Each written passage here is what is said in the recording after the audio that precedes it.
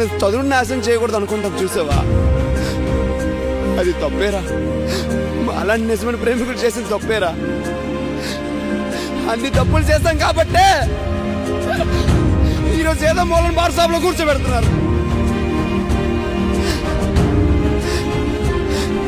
ఎంత మాట్లాడినా ఏదో తెలియని బాధ.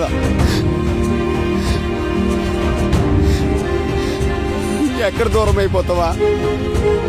రేపు అన్న రోజు నువ్వు ఉండవని తెలిస్తేనే నాకు చాలా బాధగా ఉంది.